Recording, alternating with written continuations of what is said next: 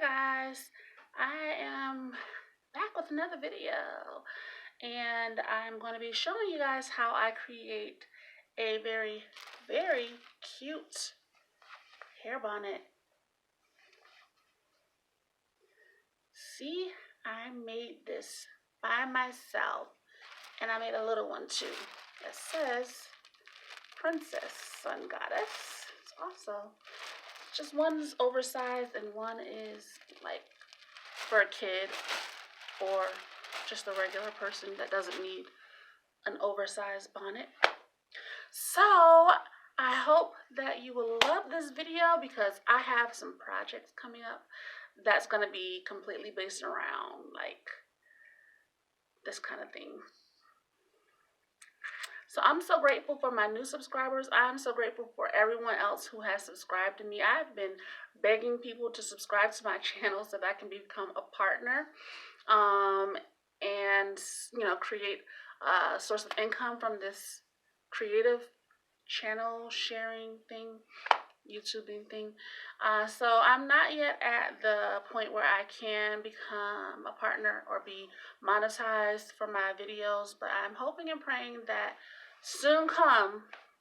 If you guys share on your social media pages, like on your Facebook with your friends and your family, share the videos so that hopefully more people will want to subscribe and watch some of my videos and some of the DIYs and like the cooking videos and stuff.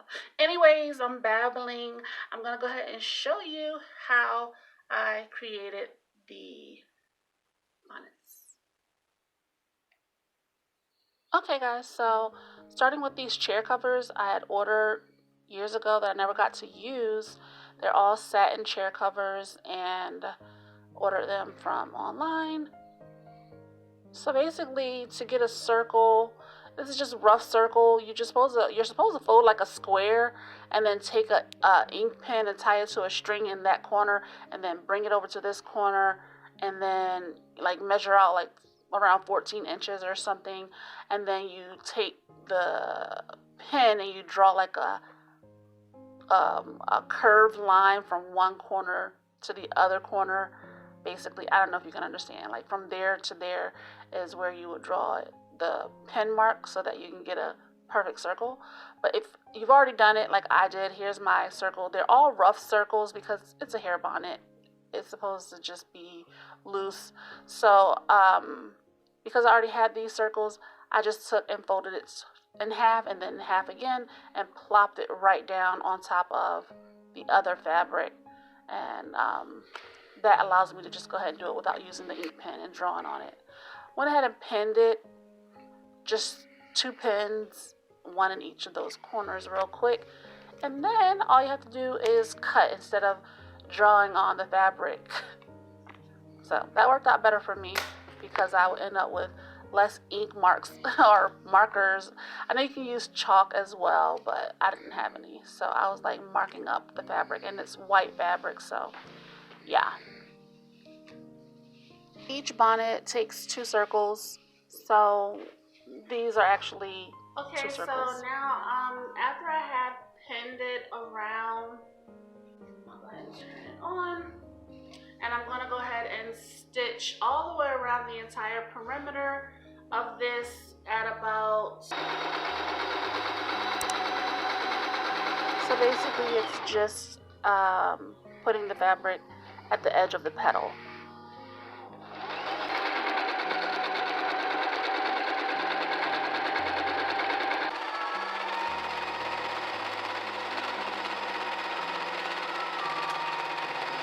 So I'm just eyeballing this as I stitch around the perimeter of the circle. I think I forgot to mention that the satin pieces, you want to put the shiny sides together. So shiny sides together and then stitch around the perimeter, and it's not around the entire perimeter. So here you can see that I left the space. It's about 3 or 4 fingers wide, but it's just enough so that you can pull the fabric through and turn it right side out.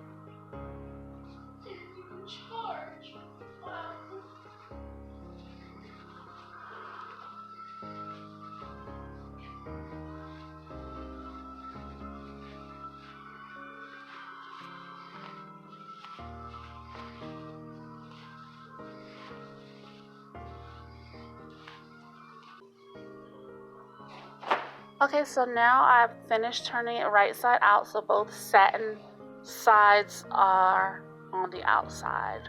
So whatever fabric, if you're making satin bonnets, one side will be really shiny and then the other side will be less shiny. So initially both shiny sides facing each other, stitch around, and then shiny sides on the outside. And now I'm going to stitch around again, about 1 inch in, and this time I'm going to go the entire perimeter, no spaces. And for this, I'm basically going to just eyeball it, that outermost line with the little circle at the bottom of it. That's where I'm going to try and keep the fabric as I go around the circle again. Just eyeballing it roughly, you know, it's not going to be exactly on that line the entire time.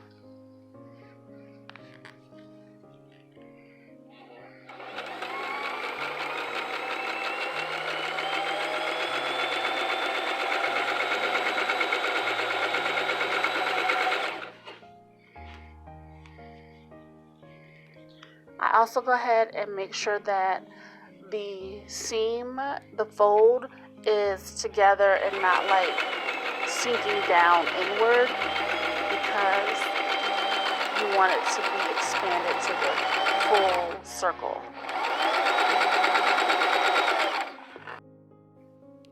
So now I have finished, and it's the entire way around, no space like I did the first time. And you'll see why in a few minutes.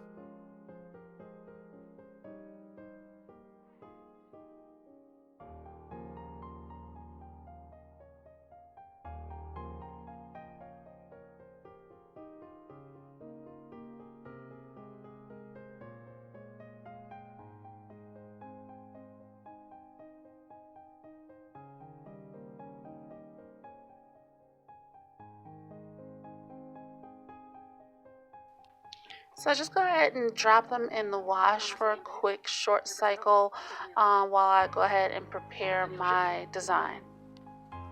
I know I cut out like most of it, but I actually did like 6 of them. So I'm just going to drop that load in the wash. So basically I just used the Cricut design space where I keep all my designs and everything for my cutting machine. And I'm just choosing one that I already have and gonna send it to the cutter. Okay guys, so now I'm just gonna cut up the material that I need, which they're all iron-on vinyl. I'm using 3 different colors. This gold one is a sparkly glittery one, which is a little more thick than the other 2, which are going to be just purple and I think blue, and those are foiled. So since I want to just cut these all at the same time, I am measuring how much of it I need based on what I saw on the screen, because what you saw on the screen is the same as that pink cutting mat that you see on the floor, and you can just measure how much material you need, place it on the mat, and then put your other colors on there as well.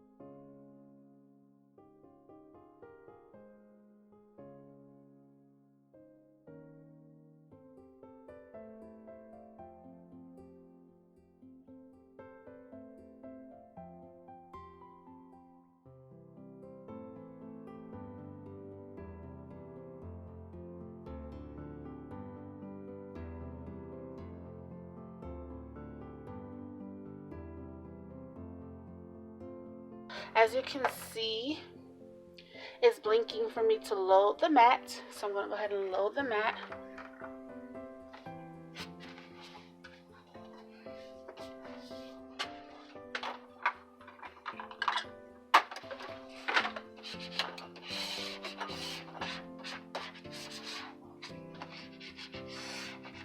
I might have some trouble with this bottom one because it's peeling up a little bit, so I'm gonna have to make sure I keep an eye on it.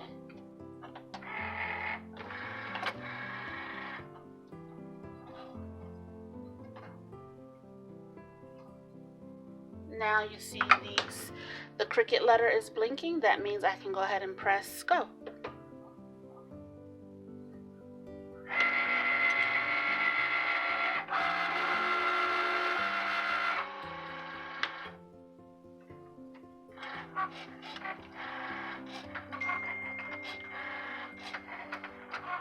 Okay guys, so everything is finished, and then it just basically tells you to press the unload button. So I got everything to fit. So basically I'm just going to go ahead and weed out the background of the letters so that I can press it. To see where the line is.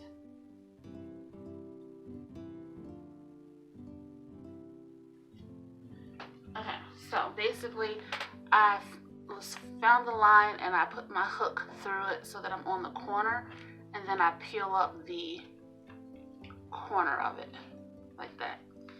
And then I start peeling away. See, this one is so thick, it just, sometimes it peels the letters up, but I haven't had any problem with it pressing. So basically I just peel away from that corner. This is an S, so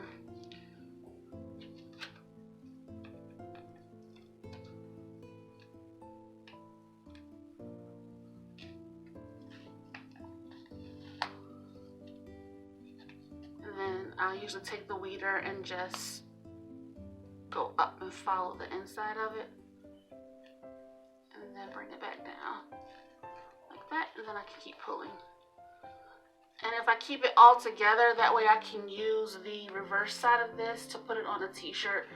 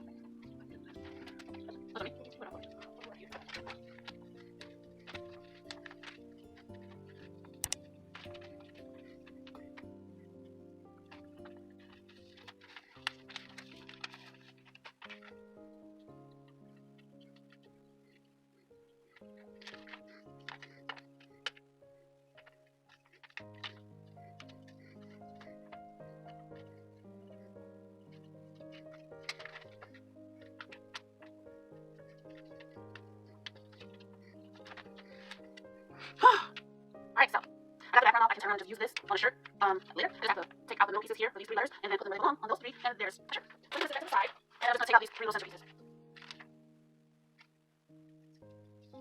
There's O. There's the B. And just set the pieces over to the side. And there's the other. So now, we're all cut out. Sun Goddess. And this is going to go on. I'm going to go ahead and weed these off camera, and then we'll be back when we're ready to press. Okay, guys. Okay, guys, so I've got Namaste in bed. And I'm just going to cut these apart because it's okay, so now that I've got my design picked out, I'm going to go ahead and put the fabric in the dryer really quick. They dry super quick, but while they're drying, I'm going to get the heat press ready.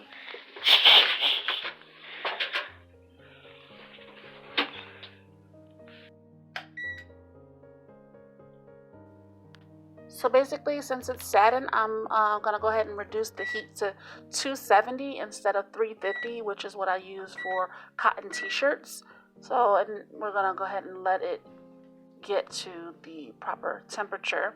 As you can see, I use my heat press right next to a window because it really gives off a heat pressy kind of fume.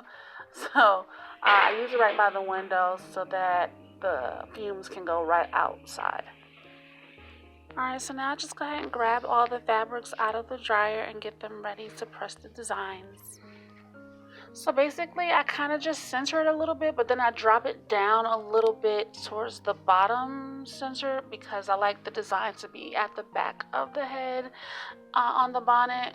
And then I go ahead and place it there and cover it with the heat protecting sheet and press it. If you want to see a video on all the features for this heat press, it does press mugs, glass, plates, hats, and a number of other things. But if you want to see a video like that, just let me know in the comments, and then if a lot of people want to see that, then I'll definitely take the time to do it. This is foil, this particular one, and this satin, so I just let it cool a little bit so it's not extremely hot, and then once it's almost like cool, I go ahead and take it off. So we're almost finished, guys, and this is the last few things that you have to do with your elastic and 2 safety pins and a pair of scissors.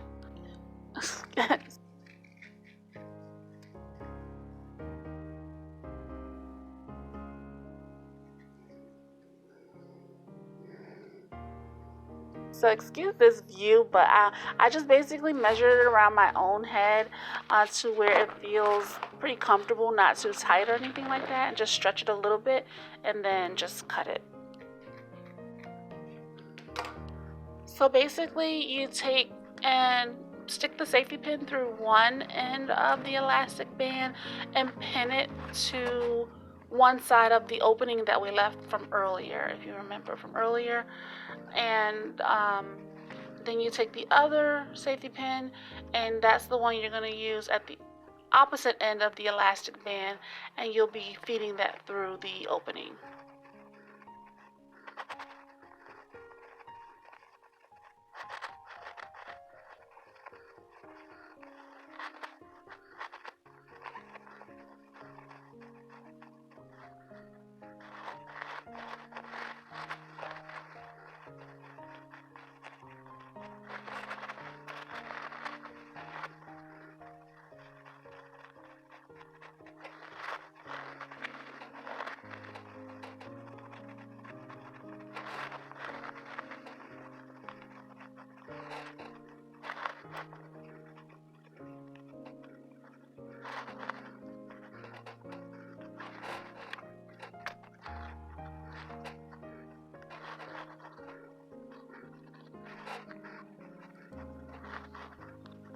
Okay, so the safety pins meet again.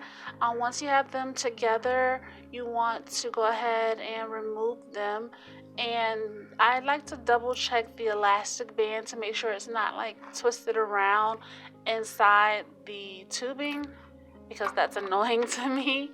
So yeah, that's what I do. And then we'll go ahead and switch the lever on your sewing machine to a zigzag pattern, and you're going to stitch across the elastic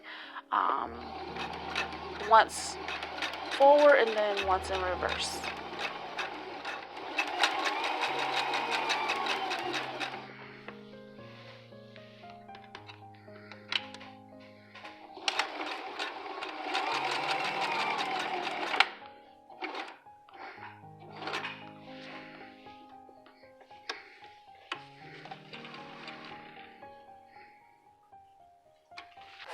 So basically, as you can see, now the elastic is secured inside of the space that we left for it. If it's too much excess on there, you can go ahead and cut that down. Careful not to cut the stitching. And now, as you can see, I'm just folding the fabric in on itself to create a nice closure for the band. What I will say is that you want to make sure you have enough fabric so that when you fold it in on itself, and you have to stitch it in a straight line. So you'll see we'll switch the machine back to a straight line, but you want to make sure you're not stitching the elastic in, because then you'll have a flat, smooth surface on that area of the band.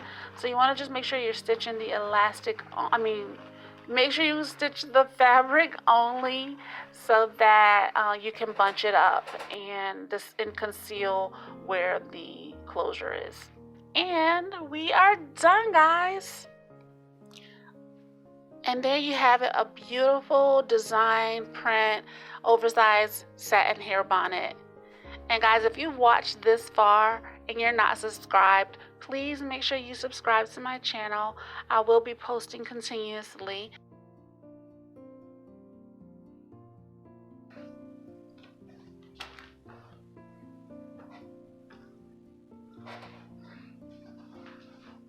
If you like my hoodie that I'm wearing throughout this video, it's a very cozy, comfy hoodie. It's a brand that's created by a friend of mine who has this spiritual clothing brand. She's got a number of other items available as well, and I will link her website in the description bar below. Thanks for watching, guys. Bye. Also, my website will be linked below. It is still a work in progress, but I will link it below so you can check it out. It's not ready. My line is not ready yet. I have to figure out some other last minute things, and then you'll be able to purchase my hair bonnets as well as some t-shirts as well that you'll see on there.